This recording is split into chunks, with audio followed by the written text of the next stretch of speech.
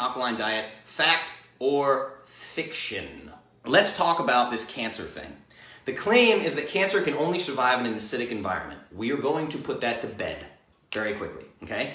And this drives me nuts, and this is the reason why, a little side tangent here, this is the reason why I decided to do this episode. Sometimes I forget that I probably should dive into some of these things because the wool's being pulled over people's eyes. So the reason why this episode is happening is because of cancer and because of what I see on the social media platforms, right? So I believe truly, I'm telling you right now, I think that people are well-meaning. I know that I get on here and I talk shit and I use profanity and I make funny voices and I tease people. Let's drink a fruit smoothie, right? People's hearts are in the right place. I really think so. I'm here to entertain you guys. I've been an entertainer my whole life. I grew up in Rhode Island. I'm a shit talker, right? That's what I do. So I really think people's hearts are in the right place. I think people are well-meaning, for sure. But what happens is you'll see a Facebook friend put a post up and they're like devastated. They might have gotten a diagnosis for their mom or their grandma, or their brother or something like, oh my God, such and such who I love has been diagnosed with X form of cancer, right? And then what happens? All of the comments. It's prayers and thinking of you and all this, and it's also terrible dietary, nutrition, and lifestyle advice. That's what happens. All these well-meaning people jump on there and start telling them, switch to a vegan diet, switch to a fruitarian diet, be vegetarian, no more animal products, and start juicing. You must start juicing. Do a bunch of fruit juice to get tons of vitamin C. Give your dying family member concentrated fructose in a glass. Give your family member fatty liver disease. Give your family member insulin resistance. Give them inflammation. Give them glycation. All drivers of metabolic disease. Sounds logical, right? No. They have literally no understanding of the biochemistry that is at play here. So let's dive in, okay? First things first, 7.4 pH. Let's remember this. Human blood is right about 7.4, like I said earlier. For that reason, I want to talk to you about cancer research. Now, quick class, we did the AMA on bad science, and we used the terms in vitro and in vivo. So in vitro is basically test tube. It's a test done in a test tube, petri dish type thing. That's in vitro. In vivo is in the body. In vitro is test tube, basically outside of the body, okay? This is how the tests are done. So, literally, all of the cancer research we do with cancer cells in vitro is done in an environment that is perfectly mimicking normal human blood, which means a blood pH 7.4. An environment that mimics normal, healthy, human blood with a normal pH. We literally grow cancer cells in labs every day in perfectly balanced human blood. No acidic environment required. This is irrefutable evidence that cancer can grow just fine in a non-acidic environment. Now, cancer does grow better in an acidic environment. This is what we're going to talk about. Cancer does grow better in an acidic environment. So some of you are probably looking at your laptop going, see, Justin, they were right. Cancer grows in an acidic environment. The question is, does cancer need an acidic environment to grow? No, not at all. So here's what's happening. Cancer grows better in an acidic environment, but they're getting the data backwards. And this goes back to 1931. There was a doctor who won the Nobel Peace Prize for this in 1931. His name is Dr. Warburg. I think his first name was Otto. Dr. Warburg won the Nobel Peace Prize. The quote that is attached to this is this man proved, quote, every single person who has cancer has a pH that is too acidic. I'm going to say that again for you. Every single person who has cancer has a pH that is too acidic. Okay? Seems logical. Again, heart's in the right place, for sure. But like I said, the data was backwards. Okay? The causality was reversed. Every single person who has cancer, has a pH that is too acidic. But the blood pH did not cause the cancer. The cancer caused the blood pH. Flip the script, everybody. Every single person who has cancer has a pH that is too acidic. The causality is reversed. Acid, the acidity, is a byproduct of cancer cell metabolism. This is what's happening, and this is what we're going to talk about. It all comes back to our good friend, sugar. Hooray for sugar, right? We'll call it glucose. So cancer cells live, thrive, survive on glucose. That is a fact. Tumors, malignant cells, do the same thing. They survive on glucose, they suck up glucose, they convert glucose into energy. They metabolize that glucose and produce energy. The issue is malignant tumor cells, these malfunctioning cells, they don't produce energy in the same way that a healthy cell does. They produce different byproducts, okay?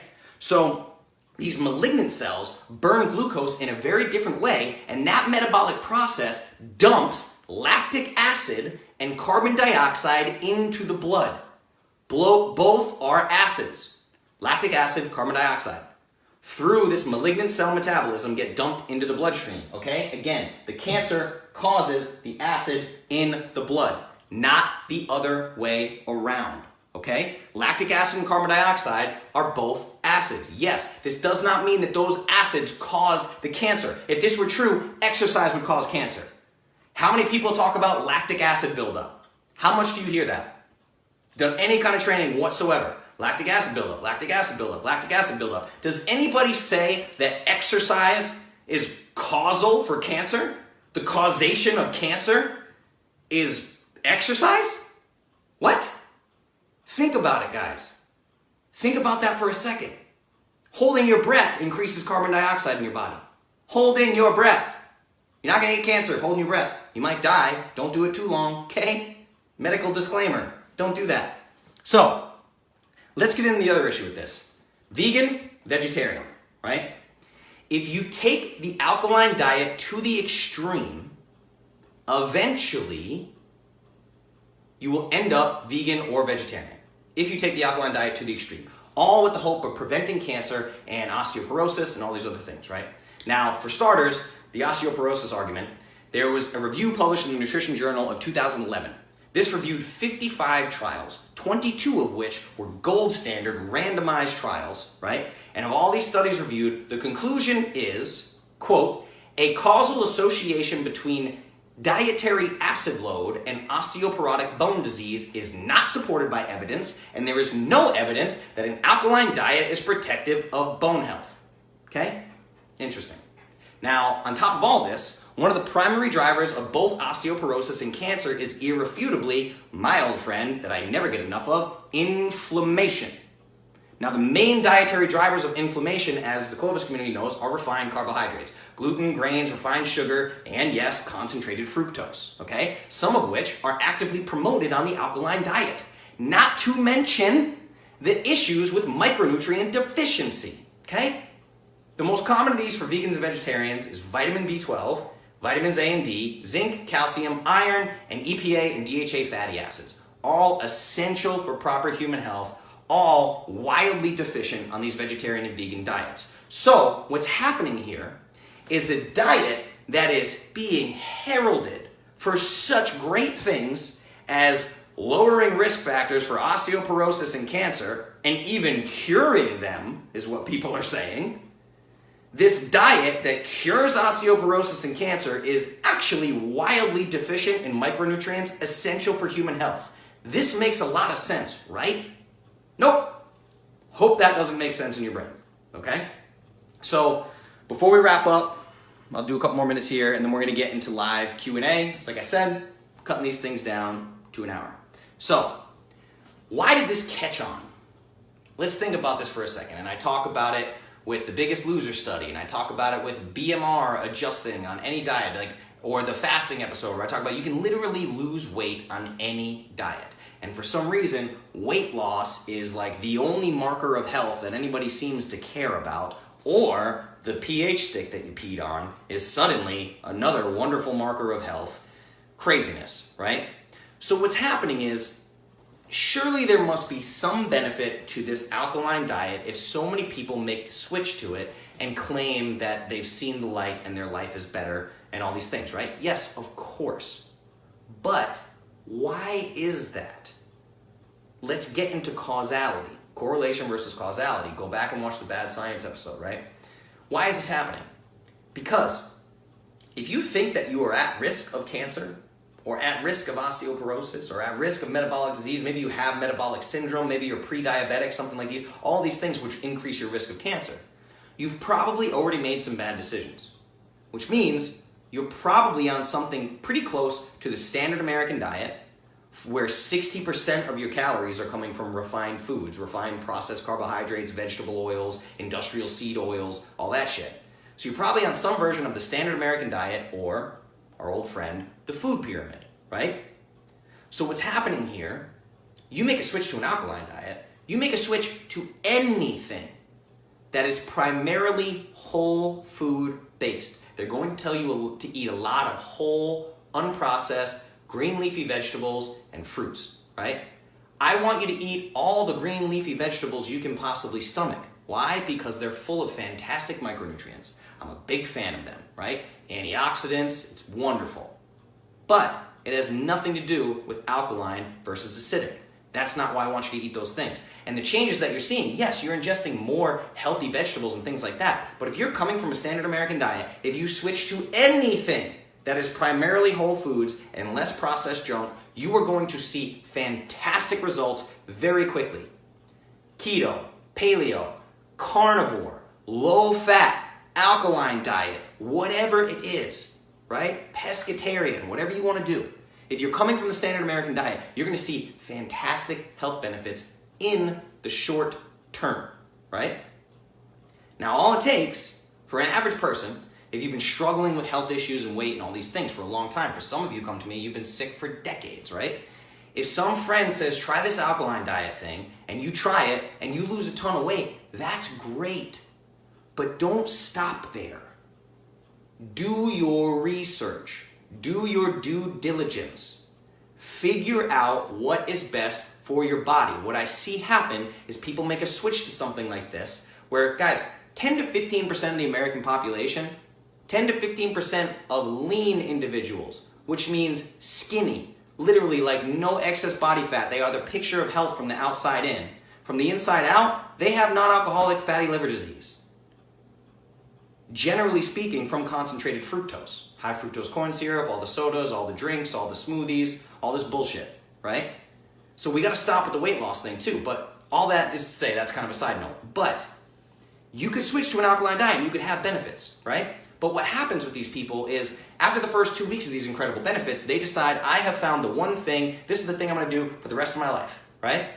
And then even as their results decline and the weight starts creeping back up and the chugging fructose from Jamba Juice is catching up with them, inflammation's starting to happen, they get a little more pain in their joints, they're dealing with all these issues, they refuse to stop and say, wait a second, maybe the alkaline diet was like a good little detox that I did, got some of the processed junk out of my system, cool. And you guys know I don't like the word detox, I'm just saying, you basically ate clean for a couple of weeks.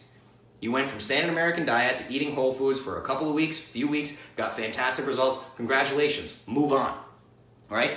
I cannot figure it out with people. The same thing happens with vegans, with vegetarians, with keto. Everybody plateaus and then keeps doing the same damn thing until the plateau turns into a roller coaster and all of a sudden you're going down.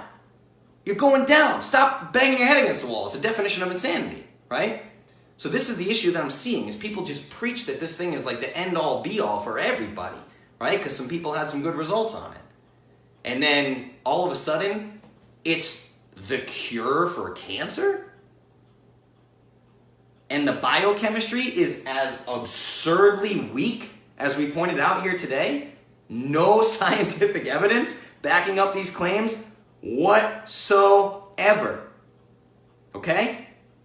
I'm all for a whole food diet, guys. Go out and eat your leafy green vegetables. Absolutely. You know what? You want some organic blueberries? Have some damn blueberries. I love the antioxidants in there. Have a half cup, have a whole cup at night. I don't care. Do what you want to do, right? Fruits and vegetables. Hooray. Do your thing. If you're switching from standard American diet to a whole food diet, you're going to see results. But eventually the roller coaster is going to creep in until you find Clovis. That's all there is to it, guys, right? Go to what is Clovis and why is it different? I've been through all the camps. I've seen all this stuff before, guys. I've seen everything. So all you have to do, just go to iamclovis.com. That's it. Plain and simple. Go to iamclovis.com. We'll talk about it from there. That's it. All right, that's my spiel on the alkaline diet. Fact or fiction?